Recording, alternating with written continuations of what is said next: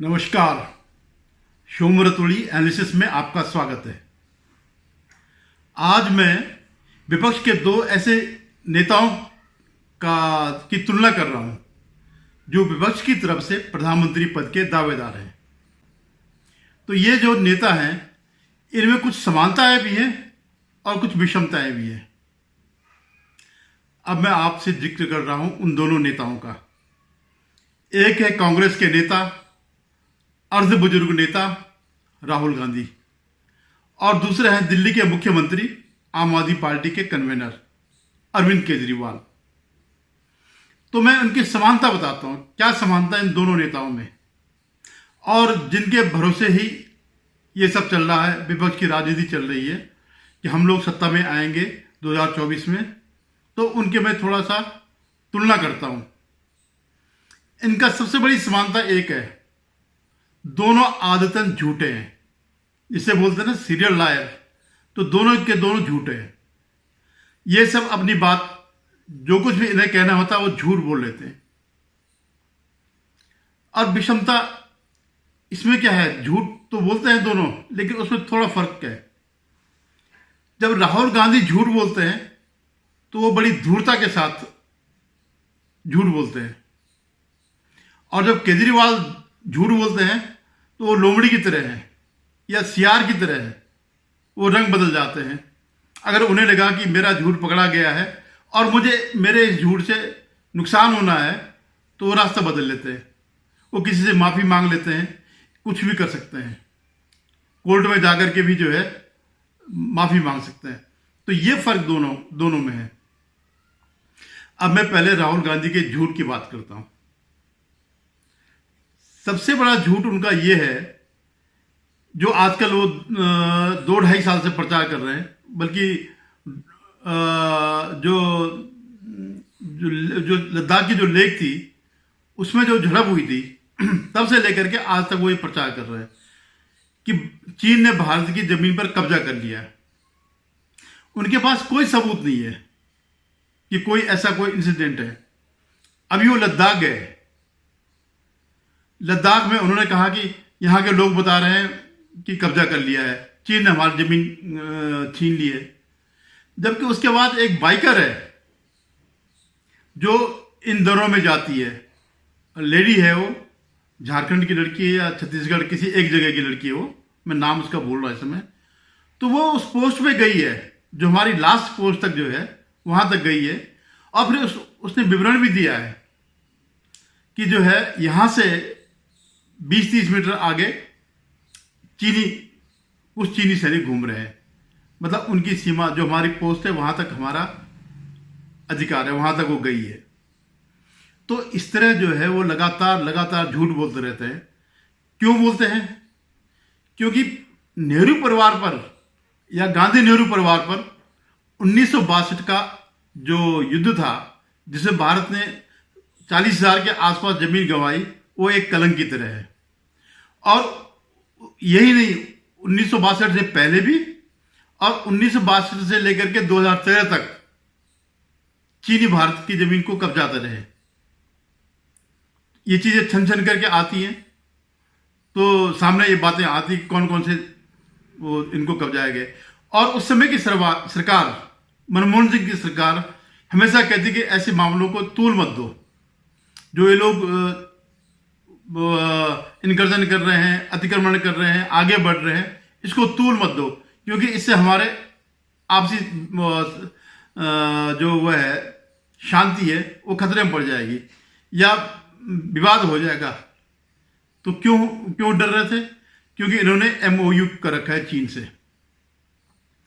तो ये जो राहुल गांधी है, ये चीन के बारे में, ये आदमी है, वो व्यक्ति है कि जो डोकलाम के समय जब भूटान में जो है भारत की सेना और चीन की सेना आमने सामने थी, भले वहां लड़ाई नहीं हुई, तो ये रात को अंधेरे में जाकर के चीनी राजनयिकों से मिल रहा था अपनी टीम के साथ से, और जब उससे पूछा गया तो साफ मुकर गया। अल्टीमेटली जो है चीन के दूतावास ने ही ये चीजें सामने रखी कि हाँ ये लोग आए थे, जो भी इनका डिनर हुआ होगा, जो भी हुआ होगा। तो ये आज तक राहुल गांधी ने बताया नहीं या कांग्रेस ने बताया नहीं कि उनकी जब ये रात को वहां गए थे तो क्या बताने गए थे, इनकी क्या डील हुई थी वहां पर चीनियों के साथ, यह आज तक नहीं बताया। या जो इन्होंने एक एमओयू साइन किया है 2008 में राहुल गांधी ने एज ए जनरल सेक्रेटरी चीन की कम्युनिस्ट पार्टी से, उसके बारे में उन्होंने जनता को बताया नहीं कि हमने क्या किया। या ये जो गुप्त रूप से मिलते रहते हैं चीनियों से, क्या करते हैं, क्या षड्यंत्र करते हैं, ये कभी बताते नहीं है। तो वो आदमी कह रहा है कि चीन ने हमारी सीमा पर अतिक्रमण कर लिया, कभी कह रहे 1200 किलोमीटर, कभी कुछ कह रहे जो है इस ढंग से बात कर रहा है कि उन्होंने अतिक्रमण कर लिया। लेकिन जबकि हमारी सेना ने, बस सेना से बड़ा साक्षी तो कोई नहीं है। या आप खुद चले जाओ सीमा पर, जैसे वो लड़की गई सीमा पर, वैसे आप खुद चले जाओ, फिर खुद देख के आ जाओ। नहीं, इन गांव वालों ने कहा, उन गांव वालों ने कहा, ये कह के आज तक हमारे सेना के किसी भी पदाधिकारी ने, सेना नायक ने या वरिष्ठ पदाधिकारी ने कभी इस बात को नहीं बताया कि हमारी जमीन उन्होंने हड़प ली है। जो एंगेजमेंट दोनों के बीच चल रहा वो बफर स्टेट में चल रहा है, जो बफर लैंड जो है जिसका डिमार्केशन नहीं है उस पर ही चल रहा है, और कोई वो नहीं है कि उन्होंने कोई हमारे यहाँ कोई अतिक्रमण किया हो। तो ये वो लगातार सीरियल जो है झूठ बोलते जा रहा, कोई साक्ष्य नहीं, लेकिन सिर्फ झूठ बोलना ही उसका एक उद्देश्य है। ऐसे में आप कहता हूं कि आरएसएस पर भी ये आरोप लगाते हैं कि आरएसएस जो है घृणा की राजनीति करती, और कांग्रेसी तो ये भी कहते हैं कि गांधी की हत्या में आरएसएस का हाथ था, और आरएसएस को बैन भी किया गया था। जब गांधी की हत्या के बाद जो है, जब उन पर आरोप लगाए तो सरदार पटेल ने बैन कर दिया। लेकिन जब जांच के बाद पता चला कि आरएसएस का इसमें कोई हाथ नहीं है, फिर जाकर के ये बैन उठाया गया और उनको सम्मानित भी किया गया। जो नेशनल डे पर उनकी भी परेड निकाली, उन्होंने भी परेड में शामिल हुए। और यहां तक कि जब 1962 में ही लड़ाई हुई थी तो आरएसएस ने वॉलंटरी कहा था कि सेना उसमें चले जाए, फ्रंट पे चले जाए, और आंतरिक काम हम देखेंगे। और उन्होंने बहुत कुछ किया, ट्रैफिक का काम किया, कई सारी चीजें जो है आरएसएस ने करी। आरएसएस एक राष्ट्रवादी संगठन है, उसके लिए पूरा देश एक है। वो आरोप भले ही कोई लगाए हो, लेकिन इनमें सत्यता कुछ नहीं है। आज तक एक भी कोई ऐसा केस सामने नहीं आया जिसमें आरएसएस को दोषी ठहराया गया हो, जिसमें आरएसएस को सजा दी गई हो, या आरएसएस को बैन किया गया हो। बीजेपी की सरकार तो केवल 9 साल या हो गया, 6 साल वाजपेयी जी के हुए, तो 60 साल तक तो इन्हीं की सरकारें थी। अगर ऐसा था तो क्यों नहीं इन पे बैन लगाया, क्यों नहीं इनको प्रोसिक्यूट किया? अगर आपके अंदर आपके पास कोई तथ्य है तो आपको बताना चाहिए था, देश के सामने लाना चाहिए था, उनको उनके खिलाफ मुकदमा करना चाहिए था, उनको सजाएं देना चाहिए था। लेकिन नहीं, क्योंकि आप आदतन झूठे व्यक्ति हो। ऐसे मोदी सरनेम मामले में हुआ, सारे मोदियों को उन्होंने चोर बता दिया। एक दो मोदी भले ही रहे होंगे, वो भी उन्हीं के फाइनेंस किए हुए। जो नीरव मोदी था उसको किसने फाइनेंस किया? इन्होंने किया, इन्हीं के राज में ही हुआ। और बताते हैं कि फोन, जब वो किसी डायरेक्टर ने मना किया तो उनको फोन कराया गया ऊपर से। अब ऊपर तो आप सोच सकते हैं कि डायरेक्टर के ऊपर कौन हो सकता है, तो ऐसा करके ये वो करते हैं। तो वो झूठ उनका लगातार चल रहा। ऐसे ही वो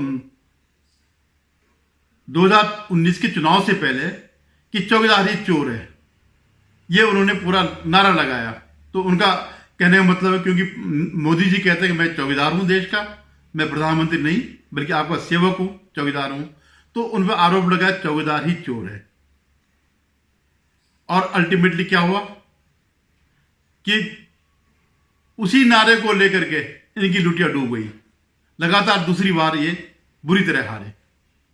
जनता ने बता दिया कि असल में चोर कौन है। वो जनता जानती है, आप कुछ बोलते रहिएगा, लेकिन जनता इस बात को जानती है कि चोर कौन है, और इसीलिए आपका नामो निशान उठा दिया। ऐसे जीएसटी के लिए कि गब्बर सिंह टैक्स, भैया जीएसटी तो आपकी सरकार का ही था। जो जीएसटी का जो कानून बना आपकी सरकार का ही था, और मोदी जी ने इम्प्लीमेंट किया। तो इसमें गलत क्या किया? और जीएसटी से बेहतर कानून कोई हो ही नहीं सकता, ये आम व्यापारी भी जानता है। अगर व्यापारी इससे नाराज होता, इस कानून से नाराज होता, तो वो सरकार के खिलाफ जाता। कई उसके पास साधन है, अपने वोट से सही। देश में व्यापारियों का बड़ा बड़ा वर्ग है, उनका परिवार है, सगे संबंधी है। अगर उनको लगता कि जीएसटी गलत है तो वो बीजेपी के खिलाफ जाते। और सबसे ज्यादा व्यापारी तो गुजरात में ही है, जहां इनको 60% से एवो वोट मिलते हैं। तो ऐसे नोटबंदी में जरूर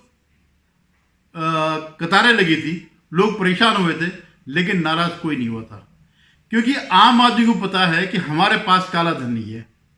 और जिनका काला धन मारा गया वो खुश थे कि हमसे चूसा हुआ पैसा जो है इन लोगों ने इकट्ठा कर रखा है। तो उस पर भी, और ये पीड़ा तो पूरी विपक्ष की समय समय पर उठती रहती है, क्योंकि जब भी वो दिन आता है, 16 नवंबर था या क्या था, तो इनके मन में वो जो इनके पैसे डूब गए वो यादें आती है, वो इनको सताती है। तो ये जो है, ये लगातार झूठ बोलना इनका जारी है। और सबसे बड़ा दुष्प्रचार क्या है इनका? सबसे बड़ा झूठ कि भारत में अल्पसंख्यक पीड़ित है। भारत जैसे देश में, और ये जाकर के विदेशों में बोलते हैं, भारत जैसे देश में जितनी अल्पसंख्यकों को महत्व मिलता है, उनकी चलती है, उतना दुनिया में कहीं भी नहीं हो सकती है। आप ये देखिए, जब ये अल्पसंख्यक कहते हैं तो इनका मेन जो कहना होता है वो मुस्लिम समाज के लिए कहते हैं, इन पे अत्याचार हो रहा। क्या अत्याचार हो रहा? कुछ भी नहीं हो रहा। आज आप देखिए, नूह में हिंदू शोभा यात्रा नहीं निकाल पा रहे हैं, प्रशासन ने बैन कर दिया। क्यों बैन कर दिया? क्योंकि पिछली बार जो है इन्होंने पथराव किया था। और ये सिर्फ अकेला मामला नहीं है, पूरे देश में जहां कहीं शोभा यात्रा निकलती है तो वहां ये लोग पथराव करते हैं। तो पीड़ित कौन है? पीड़ित तो बहुत संख्यक हो गए जो अपनी शोभा यात्रा तक नहीं निकाल सकते हैं, तो इनको पीड़ित बता रहे हैं। 2-4 अगर अल्पसंख्यकों को हुआ तो वो माफिया लोग थे। और माफिया जो है, चाहे वो हिंदू हो या मुसलमान हो या कोई भी उसका हो, उसमें जो कार्रवाई हुई सब सही हुई। और इस बात को लोग मानते भी हैं, लोग इस बात की तारीफ करते हैं कि माफियाओं से जो हमारी जान छूटी। लेकिन क्या है, इनकी विभाजनकारी नीति है। ये विभाजन करना चाहते हैं समाज में, कि हिंदू अलग हो, मुसलमान अलग हो, सिख अलग हो, ईसाई अलग हो, ये दलित अलग हो। दलित अलग हिंदू ही है, लेकिन वो हिंदुओं से अलग दिखाना चाहते हैं। आदिवासी अलग हो। कभी कहते हैं कि आरएसएस ने पूरी संस्थाओं पर कब्जा कर दिया भारत की। इससे वाहियात, इससे बेवकूफ़ी भरा कोई स्टेटमेंट नहीं हो सकता है। सारी संस्थाएं स्वतंत्र हैं।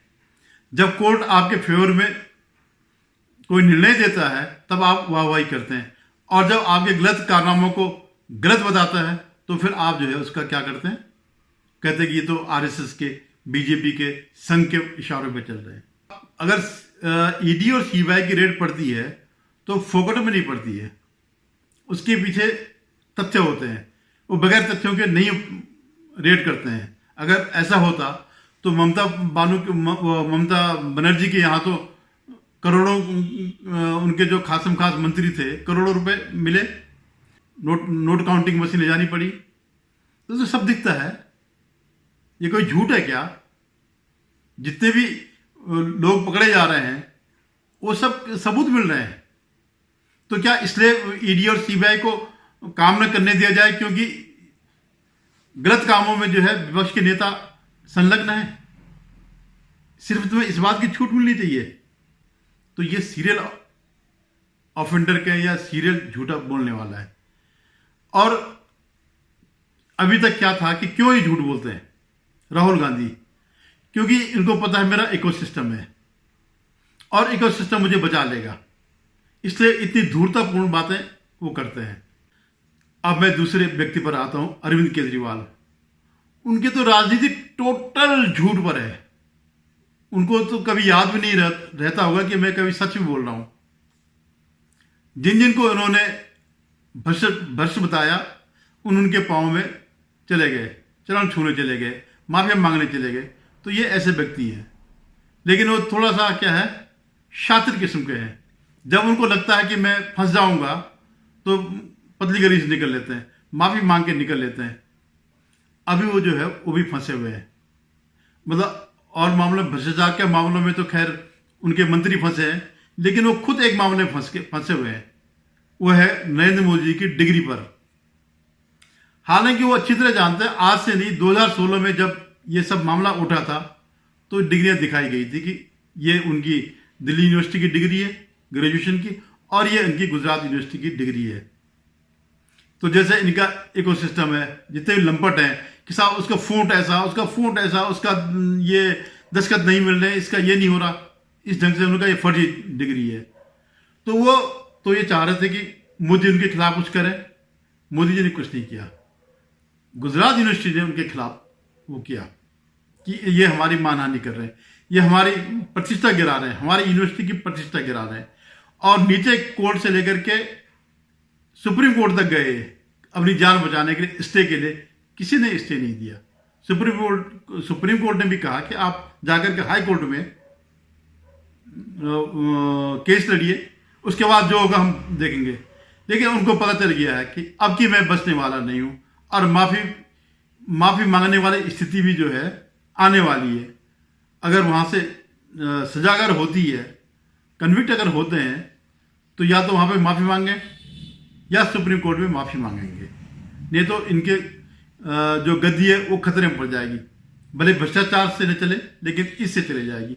बाकी तो झूठ उनके वही है हमेशा की, मैं पानी साफ कर दूंगा, घर घर नल से पानी पहुंचेगा, ये सब जो कि उनका सीरियल वो है, सीरियल लायर है वो। लेकिन वो क्यों कहते हैं, वो जानबूझ के क्यों कहते हैं इस बात को? क्योंकि उनको पक्का पता है जो मेरा वोटर है उसे इन चीज से कुछ लेना देना नहीं है। आप कितने ही झूठ बोलो, आप बोलो मैंने लंदन बना लिया, सिंगापुर बना दिया, ये बना दिया, वो बना दिया, वोटर को कोई मतलब नहीं है। जो उनको वोट देता है उनको भले ये लंदन का चाहे ये कबाड़ बन गया हो दिल्ली का, चाहे बरसात का समय हो, मानसून का समय हो, या जब ये फसल करती है नवंबर का, जब पराली का धुआं आता हो, या जब पॉल्यूशन बढ़ता हो, तो उनको पता है होने दो, ये जो भी करना है ये बोलने दो। ये सड़क बनाए ना बनाए, फ्लाईओवर बनाए ना बनाए, स्कूल बनाए ना बनाए, हॉस्पिटल बनाए या ना बनाए, उन्हें कोई फर्क नहीं पड़ता। उनको जो चाहिए वो उनको मिल जाता, फ्री की बिजली, फ्री का पानी, और चीज़ें। जैसे वो अभी इनके जो घपले सामने आए थे कि फर्जी लोगों की भर्ती कर दी, तो ये इन्हीं लोगों में से करते होंगे अपने वोटर्स में, या अपने कार्यकर्ता, वही उनके वोटर वही उनके कार्यकर्ता है। तो ये स्थिति है। तो ये दोनों जो है कंटेंडर है, और दोनों नंबर 1 के झूठे हैं। एक धूर्त है, एक चालाक है, भाई ये फर्क है। अभी देखिएगा आप, आगे राजनीति में दिन पर दिन करवटें बदलती रहती हैं। 7-8 महीने के अंदर अंदर बहुत कुछ होगा, उसको वॉच करेगा। धन्यवाद। अगर आपको मेरा ये वीडियो पसंद आए तो इसे लाइक करिएगा, शेयर कीजिएगा और सब्सक्राइब करिएगा।